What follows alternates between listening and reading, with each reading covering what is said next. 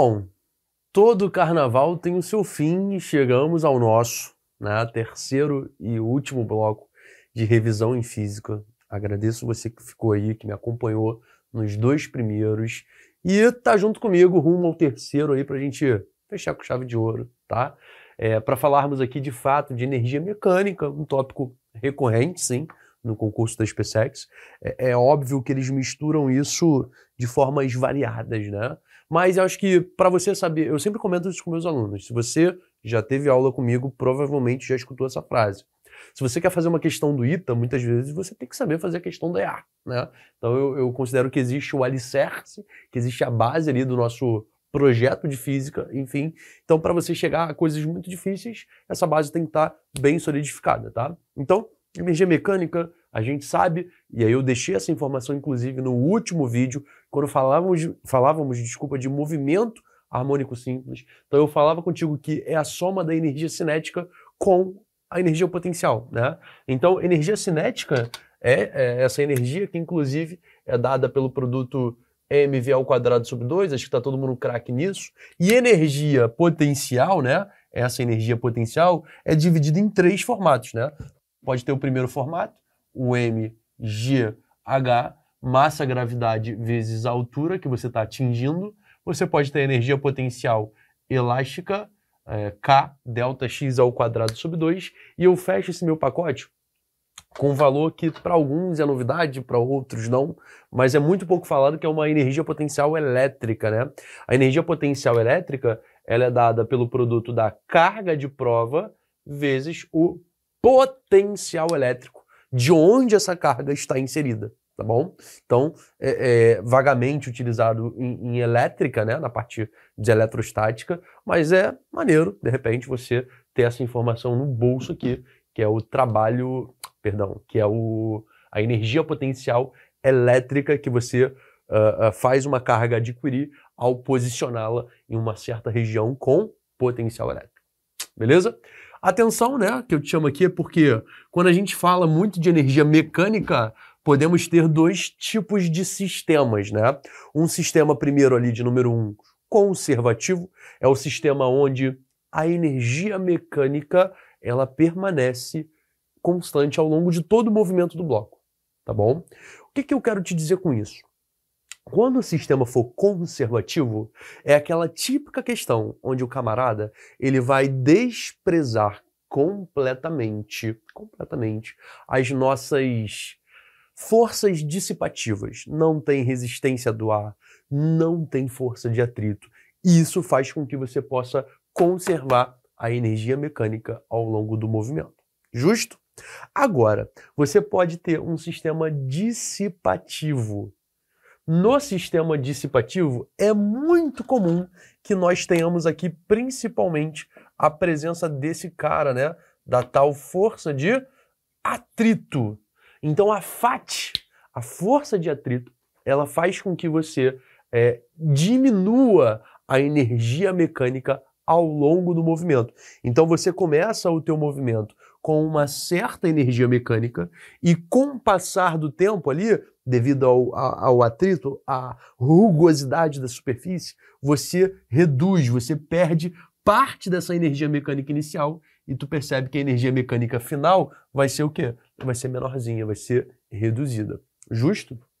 E aí eu encerro aqui, né, essa minha parte em tese teórica com a ideia do teorema do trabalho, né? Teorema do trabalho é algo importantíssimo, né? Eu acho que é cabível para questões da SpaceX, é cabível para questões de outras bancas militares, né? Que é o trabalho resultante, trabalho da força resultante do meu sistema, ele precisa ser igual à variação da energia cinética. E eu trouxe um exemplo aqui para vocês, bem bacana para vocês, tá? E nesse exemplo, enfim, nós vamos tentar utilizar um pouquinho desse teorema do trabalho versus energia, né? Enfim, ele comenta aqui numa questão que um bloco é lançado com velocidade v0 no ponto P, no ponto mais alto, paralelamente a uma rampa, conforme a figura. Ao escorregar sobre a rampa, esse bloco para na metade dela, devido à ação do atrito. Pausa, pausa aqui comigo, essa questão traz um sistema conservativo ou traz um sistema dissipativo? Se falou de atrito, tem que ser um sistema dissipativo, tá? E aí, gente, ele fala que quando tu lança com V0, lá do alto da rampa, o bloco vai parar na metade do caminho, na metade da altura, né? E por simetria, se eu paro na metade da altura, eu paro na metade dessa hipotenusa aqui, na metade do comprimento dessa rampa, beleza? E aí, tratando o bloco como partícula e considerando o coeficiente de atrito entre a superfície do bloco e da rampa constante ao longo de toda a descida, a velocidade de lançamento para que esse bloco pudesse chegar ao final da rampa deveria ser no mínimo de... Ou seja, o que ele está te propondo agora? Eu não vou mais lançar do alto da rampa com valor de velocidade igual a V0. Não farei mais isso. Eu mudarei a velocidade lá do alto, tá? Contanto que, ao mudar essa velocidade aqui do alto, ele consiga escorregar e parar no ponto mais baixo dessa rampa, mesmo que tenha atrito, tá? E aí eu posso utilizar, inclusive, aquele teorema lá de cima, né? Eu posso utilizar essa brincadeira aqui, ó.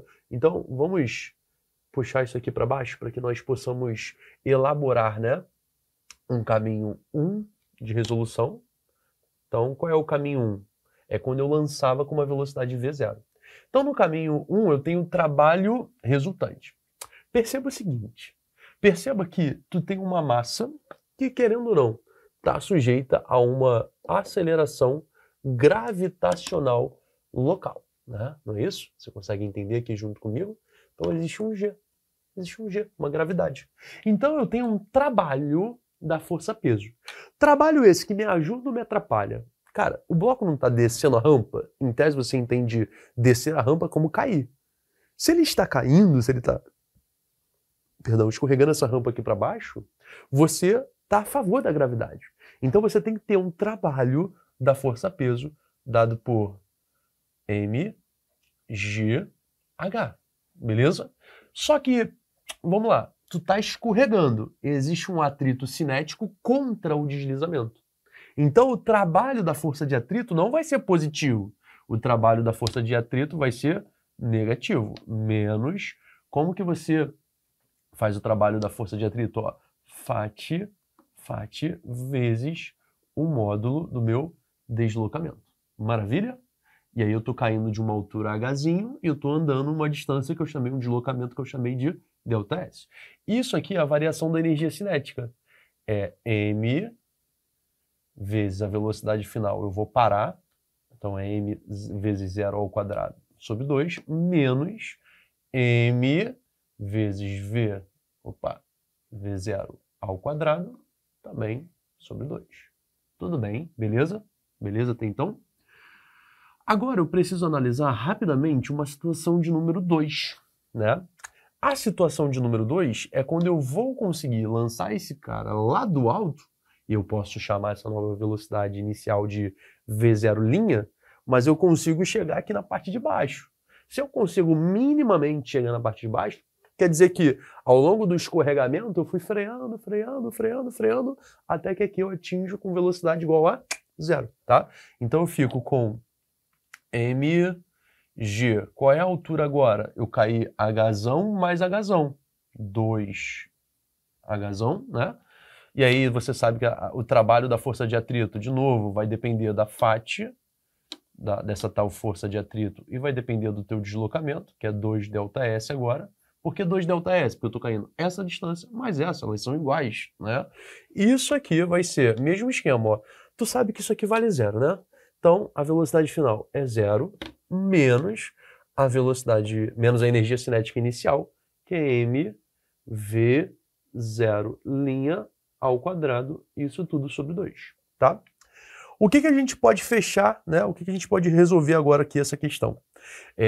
Perceba que na parte de cima eu tenho mgh, tenho mais com menos vai dar menos, né? Φ∆S. Beleza.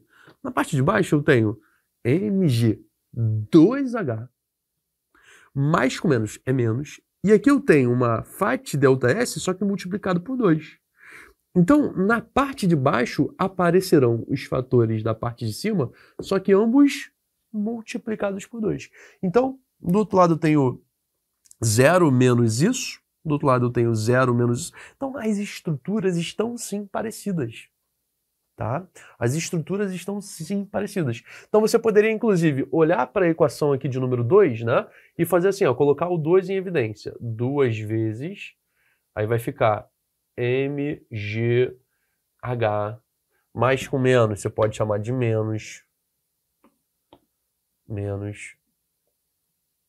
o deslocamento ΔS. Isso aqui é igual, né? 0 menos isso vai dar menos V0', perdão, ao quadrado, isso tudo sobre 2. Quem é esse cara aqui? É só você olhar para a equação de cima. Mais com menos vai virar menos. Então esse cara aqui é menos essa expressão. Então você pode fazer uma singela substituição, né? No lugar de todo parênteses vai entrar menos mv0 ao quadrado. E isso tudo aqui dividido para 2. Maneiro? Aí, lá do outro lado da equação, eu tenho o menos m v0' ao quadrado, também dividido para 2. Cara, sinal de menos dos dois lados vai cortar, vai morrer, né? Você tem aqui, ó, um m sobre 2 aparecendo aqui, pode cortar também. Ou seja, em síntese, né, de forma sintetizada, o meu V0', ao quadrado é igual a quem? É igual a 2 vezes o meu V0 ao quadrado. Se você leva esse quadrado em forma de raiz, portanto, a mínima velocidade com que você tem que lançar lá do alto é V0 multiplicado pela raiz quadrada de 2. Então, assim, uma bela questão para você aprimorar um pouquinho o seu olhar, aprimorar um pouquinho o seu conhecimento sobre teorema do trabalho, que pode ser cobrado aí, pode cair no concurso da SpaceX, entendeu? Então, fique sempre atento, né? Fique sempre atento, porque se eu pudesse só estender aqui a minha linha de raciocínio com vocês, né? Imagina só como que outras questões podem cobrar energia mecânica para você, né? Vamos pegar aqui um exemplo. Vamos pegar um exemplo mais dinâmico, né? Um exemplo mais robusto para a gente fechar esse terceiro vídeo com chave de ouro, né? Então vamos lá, professor. O que você quer que eu tente entender aí contigo sobre essa parte da matéria? Vou botar aqui outros tipos de questão, né, que tem a carinha aí do concurso da SpaceX para vocês.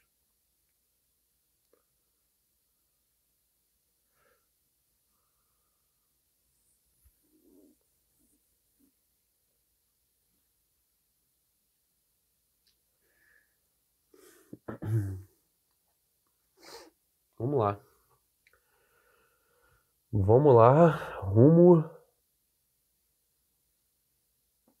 a Campinas. Eu acho que talvez com esse meu desenho, né, posso estar muito enganado aqui, muito esperançoso, mas talvez você tenha entendido um pouquinho da minha proposta, enfim, que é um corpinho. Pensa aqui que a gente tem um certo corpinho de massa M, beleza? Esse nosso corpinho, ele tá no alto de uma rampa, né? Tá no alto de uma rampa. E aí essa rampa, ela se encontra eventualmente a uma certa altura H aqui do solo, né? Então, essa parte verde aqui no desenho não existe. Estou criando ela aqui. Então, você tem um objeto a uma altura Hzinho do chão, né? E aí eu vou, inclusive, incrementar aqui para a galera, ó, dizendo que existe uma certa região com atrito aqui no chão. Beleza? E aí, a questão da SpaceX, ela pode brincar com a gente dentro desse modelo. O que você pode perceber aqui? Ó, eu vou colocar pontos, né? Aqui em cima, onde o bloquinho inicia o seu movimento do repouso, eu tenho um pontinho A, beleza? Aqui, por exemplo, ó, eu tenho um pontinho B. Aqui, logo após o atrito, eu tenho um pontinho C. Aqui em cima eu posso ter o pontinho D. Justo? Então, de onde para onde o cara percorre sem atrito? Se a gente parar para pensar, de A até B, o movimento é sem atrito. O atrito é de B até C. Então eu sei que a energia mecânica, né? A energia mecânica do ponto A, vou chamar de EA direto, né? Energia mecânica do ponto A, ela é igual, inclusive, que a energia mecânica do ponto B. E quando você está caindo em exercícios de energia, é muito tradicional que a gente precise conhecer cada energia de cada ponto. Então, como eu estou do repouso, partindo do repouso do ponto mais alto, que está a uma certa altura, eu não tenho energia cinética no ponto A.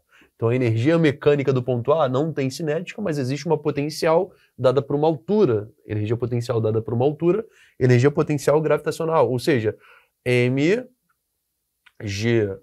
que é a energia mecânica do ponto A, é igual à energia mecânica do ponto B. Só que o ponto B não tem altura. Se não tem altura, você pode dizer que existe apenas aqui uma energia cinética, ó, mvb ao quadrado, isso dividido para 2. Então, se eu conhecer essa estrutura, de repente eu consigo calcular qual é a energia mecânica do ponto B, tá? Mas, quando eu passar pelo ponto C, eu vou diminuir a minha velocidade, por conta do atrito. E aí, como que eu calculo a energia cinética assim que eu passar pelo ponto C, né? Assim que eu tiver terminado de atravessar, de repente, aquela minha região com atrito? Cara, você pode fazer o seguinte, ó, pelo teorema do trabalho, inclusive, né? Teorema do trabalho diz que a força resultante, aí quando você passa exatamente por essa região, né? Quando você passa por essa região aqui com atrito, quando você passar por essa região com atrito, quais são as forças atuantes, né? Você, enfim, teria uma força normal, que se iguala com peso aqui, ó. Normal, o módulo dela se iguala com o módulo da força peso. Você tem uma força de atrito, que é contrária ao teu deslizamento. Aqui é o que a gente chamaria de FAT, maneiro? Então você tem o seguinte, ó. O trabalho é a variação da energia cinética. Então, a energia cinética do ponto C, energia final, mvc ao quadrado sobre 2, menos a energia mecânica, a energia cinética inicial, que é mvb ao quadrado sobre 2, é igual ao trabalho da força de atrito, que é menos a FAT. Como que você abre a FAT? Mi normal, só que a normal bate com peso, então mi mg, vezes o deslocamento aqui, ó, o segmento de reta BC, que é o teu ΔS, tá? Então lembra que força de trabalho de uma força é o valor da força em questão multiplicado pelo deslocamento que você realiza, beleza? Então, aqui, olha que maneiro, se eu substituir essa energia cinética, e eu sei que essa energia cinética é mgh, eu consigo descobrir qual é a energia cinética no meu ponto C, né? Que é imediatamente eu passar pelo atrito. mvc ao quadrado sobre 2. Esse cara aqui não está negativo, ele vai passar lá para o outro lado positivo. mgh menos aquela energia que eu perdi pelo atrito. Coeficiente de atrito cinético, massa, gravidade, e aqui o valor do segmento BC, por exemplo. Então, assim eu vou evoluindo, até que eu possa olhar para o meu movimento circular, de repente, que ele vai fazer. Por quê? Quando você acaba de passar pelo atrito, sai do ponto C, você vai entrar nesse looping aqui, né? Ele pode pedir, de repente, informações do ponto D, né? Quando você está passando pelo ponto D, repara que não existe atrito entre essas superfícies. Se não existe atrito, aí você volta a ter um sistema conservativo. Se você volta a ter um sistema conservativo, qual seria a eficiência do meu problema agora, né? Se eu tenho um sistema conservativo, olha só, a energia mecânica do ponto D, vou botar aqui, ó, energia mecânica do ponto D, ela é igual à energia mecânica do ponto C. Mas como que é a energia mecânica, ou qual é a energia mecânica do ponto D? Lá em cima, né? Imagina que o teu bloquinho esteja aqui, ó. Então ele vai passar com uma certa velocidade, mas ele está a uma certa altura, então você tem m velocidade do ponto D, isso ao quadrado dividido para 2, mais a energia potencial gravitacional do ponto D, mg altura, que são 2 vezes o raio, né, o diâmetro aqui, ó, altura. Isso é igual à energia mecânica do ponto C. Energia mecânica do ponto C é a própria energia cinética, mgh menos mi mgbc. Cara, eu tô causando uma confusão no teu cérebro, eu sei disso. Tem muita letra envolvida aqui. Mas é só para você perceber minimamente que uma questão dessas, né, de conservação de energia, teorema do trabalho e tudo mais, o ponto inicial da questão, que era o ponto A, ele se conecta com o ponto D, que é uma análise final do meu exercício. Entende? Então, eu não posso deixar de observar o que está acontecendo no começo para chegar aqui no final. Então, questões como essa, você não começa de lá, você começa observando o movimento desde a partida desse bloco, né? Tomando cuidado com uma conservação de energia, tomando cuidado com uma dissipação de energia, tomando cuidado com uma nova conservação de energia e assim por diante. Até que ele pudesse, de repente, colocar para vocês uma dinâmica curvilínea no ponto mais alto. É comum o autor fazer isso. No ponto mais alto, você ter duas forças em tese atuando, né? Então, você tem uma força normal, você tem uma força peso, e aí ele pode pegar essas duas forças aqui e falar assim, ah, qual é a mínima velocidade do ponto D? Se é a mínima velocidade, gente, pode apostar, normal vale 0. Aí lá no ponto D, eu teria uma força centrípeta.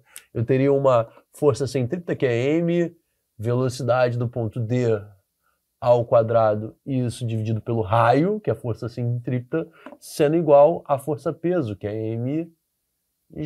Ou seja, m cortou com m, portanto, velocidade do ponto D ao quadrado é o produto direto do raio vezes o módulo da aceleração da gravidade. Aí tu entraria aqui, ó, na parte de baixo com essa informação. De repente, e aí você tem N incógnitas para calcular. De repente eu posso estar buscando o valor da altura. De repente eu posso estar buscando o valor do segmento BC, que eu andei com atrito. Mas tudo é uma possibilidade em física. Depende muito do prisma que você estiver olhando. Tá bom? Bom, acho que eu já passei do meu limite. A gente tem um certo limite aqui para atender ao foco de vocês, né, que estão aí em suas casas assistindo a esses conteúdos. Agradeço demais pela presença, enfim, por você ter dedicado alguns minutos da tua semana para assistir esses conteúdos aqui. Espero que você possa ir muito bem nesse concurso da SpaceX e fica atento, porque no dia 13 de setembro a equipe de física, de português, de química estarão a postos ali para fazer essa correção e já te entregar o gabarito do primeiro dia. Mesma coisa com o dia 14, só que com as equipes de matemática, de inglês, de história e de geografia. Todos nós estaremos à disposição para te entregar o gabarito da SpaceX e mostrar, né, para você que já dá para sonhar ali com uma aprovação, com uma entrada pelos portões da Escola Preparatória de Cadetes do Exército. Beleza? Então, fico por aqui e até uma próxima. Valeu!